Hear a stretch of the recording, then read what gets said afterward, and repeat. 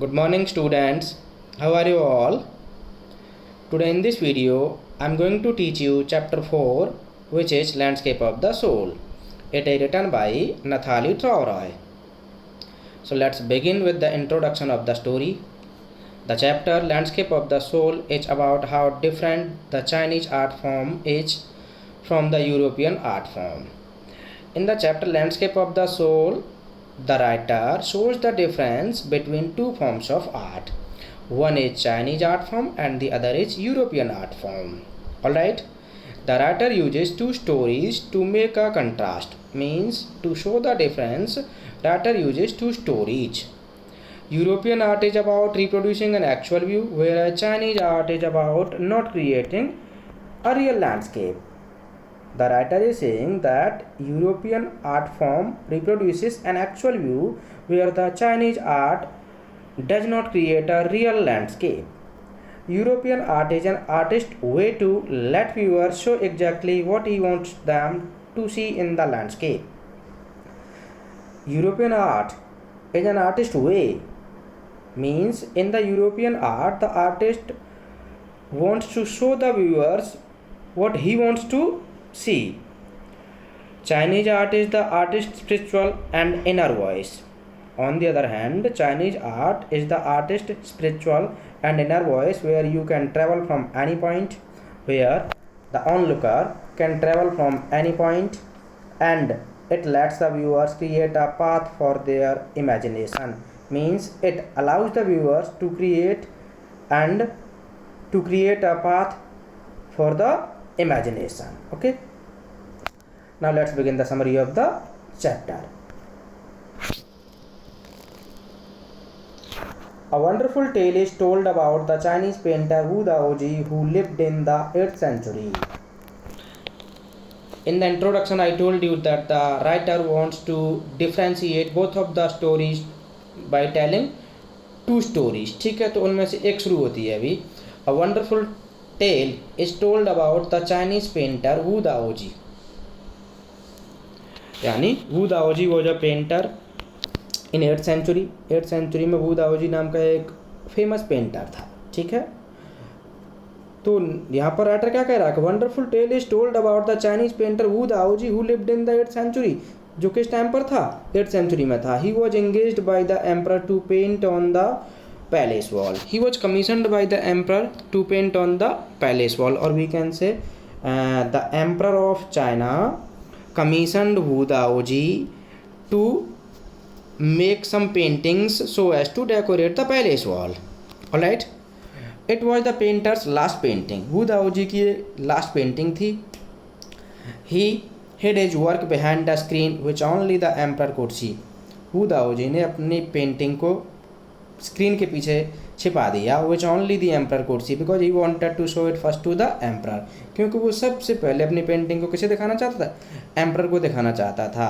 The emperor admired the scene of forest, mountains, waterfalls and clouds, humans on hilly paths and birds in the sky. When Wu Daoji showed the painting to the emperor admired the scenes of forest, mountains, waterfalls and clouds, and human walking on hilly paths and birds in the sky. Simply हम ये कह सकते हैं कि जो emperor था, उस emperor ने जो आउटर ब्यूटी थी उसको तो अप्रिशिएट खूब किया. ठीक है, लेकिन आगे क्या होता है देखिए. In the cave at the foot of the mountain the painter sat lived a spirit. यानी कि वू दाओजी ने एम्परर से कहा था कि देखिए ऊपर प्रॉपरली देखिए. Let me show you more clearly by underlining.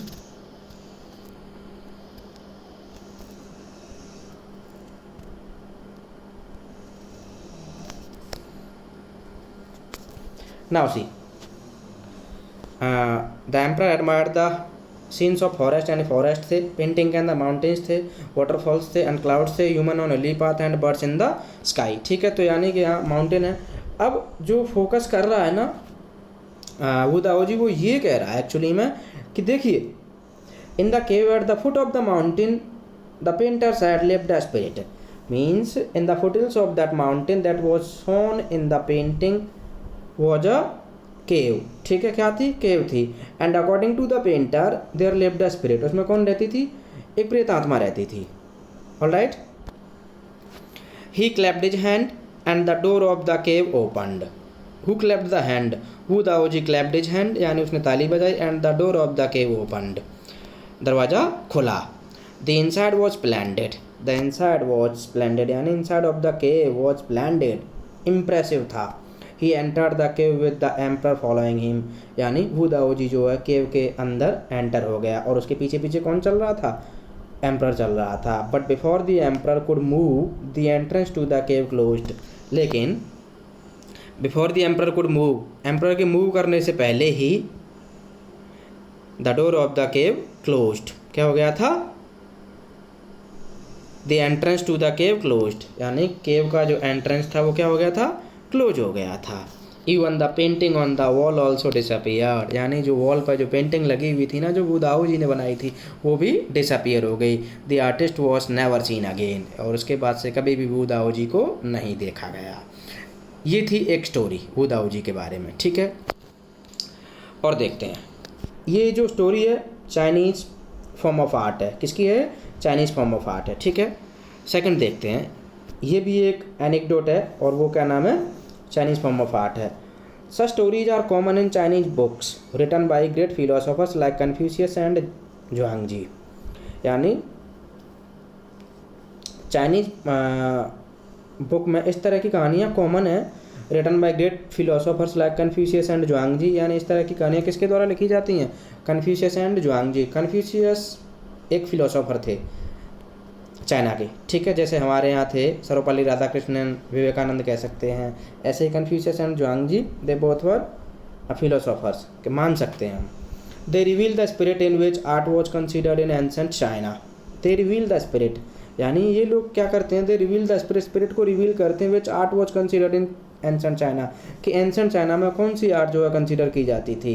Contrast the story to a representative western painting, contrast this story to a representative western painting, यानी ये जो स्टोरी जो आपको सुनाई है मैंने अभी, actually it is just opposite to the western painting, okay. A famous painter of Flander wouldn't draw the eye of a dragon he had painted.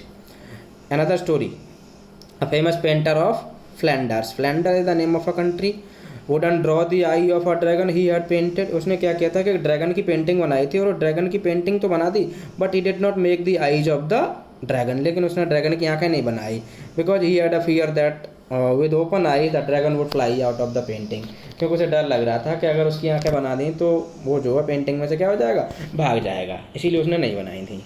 Alright, there the third story of 15th century Antwerp, ये western story है, ठीक है, यानी European story हम ये कह सकते हैं। Third story of 15th century Antwerp, Antwerp a blacksmith called Quinten Metsys, यानी a blacksmith called Quinten Metsys, एक ब्लैकस्मिथ हुआ करता जिसका नाम, कॉमन नाम क्या था, क्विंटन मिट्सी था। Fail in love with the painters daughter, उसको प्यार हो गया था, किससे, पेंटर की डॉटर से। The father rejected his suit, the father rejected his suit because of his low profession, लेकिन फादर ने उसको क्या कर दिया, क्विंटन मिट्सी को रिजेक्ट कर दिया, because of his low profession, क्योंकि उसने ये सोचा होगा कि मैं पेंटर और ये देखो ब्लैकस्मिथ है, मैं अपनी बेटी की शादी इसके साथ, नेवर, मैं कभी नहीं करूँगा, इसलिए उसने उससे क्या कर दिया, रिजेक्ट कर दिया। सो क्विंटन मिट्सी ने क्या किया, one day got into the studio and painted a fly on his latest canvas, यानी वो चोरी से एक दिन उसके स्टूडियो में एंटर कर गया एंड पेंटेड अ फ्लाई, यानी he made a picture of fly on A latest canvas, यानी पेंटर का जो लेटेस्ट पैनल था ना, कैनवस था ना, उसके ऊपर क्या बना दी, फ्लाई की पिक्चर बना दी। ध्यान रखना दोनों स्टोरीज में क्या चीज़ डिफरेंट है, ठीक है। It looked so realistic that the painter tried to drive it away, यानी थोड़ी देर बाद क्या हुआ होगा कि वो पेंटर अपने स्टूडियो में आया, ठीक है, अब आया तो उसने देखा कि यार कोई मक्खी बैठी हुई है, ठीक है। इट लुक्ड सो रियलिस्टिक, यानी जो पेंटिंग बनाई थी उस पेंटिंग में जो फ्लाई थी वो इतनी रियलिस्टिक लग रही थी, वो मक्खी इतनी रियल लग रही थी that the painter tried to drive it away, कि पेंटर उसे उड़ाना चाहता था कि यार ये मक्खी क्यों बैठी है। Then he realised what had happened, यानी तब जैसे उसने उड़ाने की कोशिश की थी तभी उसे रियलाइज हुआ कि ये क्या है। He accepted Quentin as his apprentice, यानी तभी उसने क्विंटन मिट्सी की इस कलाकारी को देख करके उसे अपना अप्रेंटिस बना दिया। Alright, Quinten married his beloved, finally होना क्या था वही हो गया, यानी उसने अपनी प्रेमिका से क्या कर ली, शादी कर ली। And becoming one of the most famous painters of his age, और अपने टाइम का वंडरफुल पेंटर बन गया। The two stories show what each form of art try to achieve, यानी दोनों स्टोरी ये दर्शाती हैं कि हर एक जो आर्ट फॉर्म है ना क्या achieve, what each form of art try to achieve, कि दोनों की दोनों जो आर्ट फॉर्म थी वो क्या अचीव करना चाहती थी आखिर। The European art excelled in creating perfect likeness, ठीक है, और हम ये भी कह सकते हैं इल्यूजनिस्टिक लाइकनेस पर बेस्ड थी। जो वेस्टर्न आर्ट है ना, यूरोपियन आर्ट है ना, वो किस में एक्सेल्ड है, किस में सर्वश्रेष्ठ है, in creating perfect likeness. In Asia the art represented the inner life and spirit, the in Asia means in China the art represented the inner life and spirit, क्या रिप्रेजेंट करती है, इनर लाइफ एंड स्पिरिट को represent करती है। In the Chinese story the emperor admires the outer appearance, Chinese story में मैंने आपको पहले ही बताया था जो वू दाओजी वाली कहानी थी,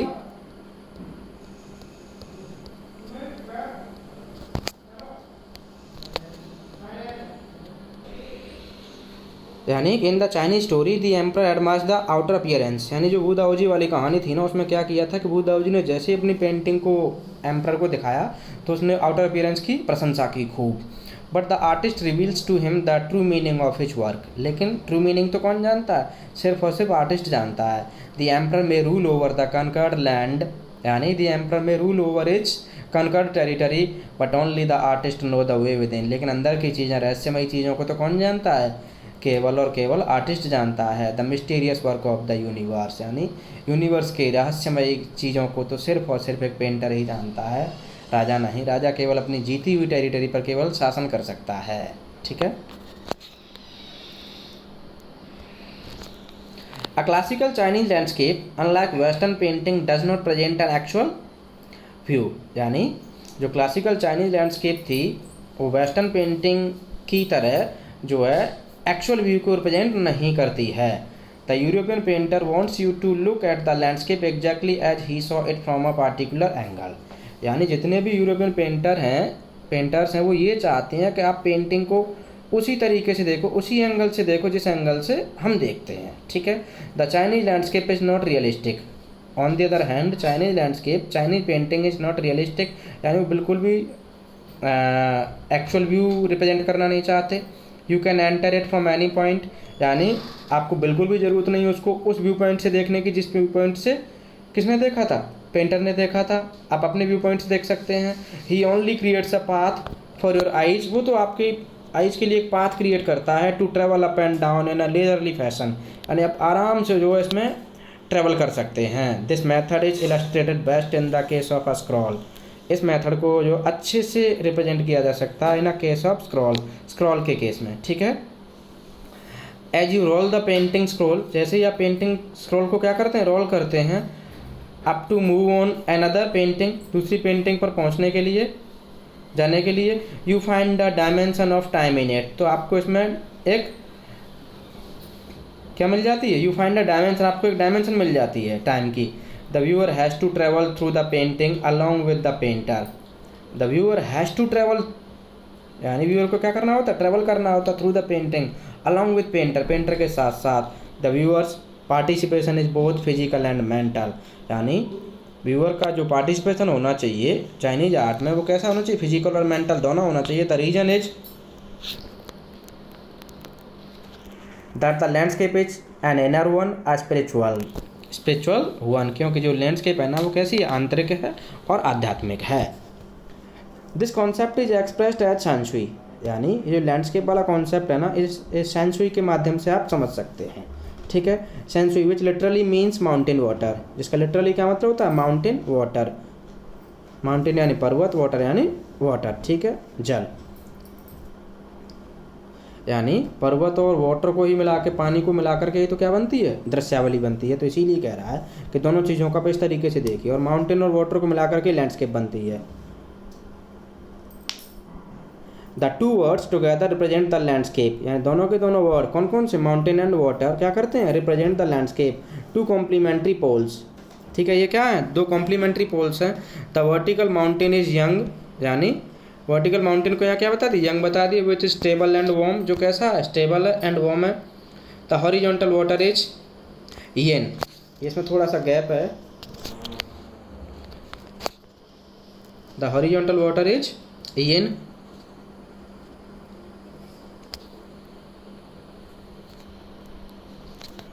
Just wait a minute.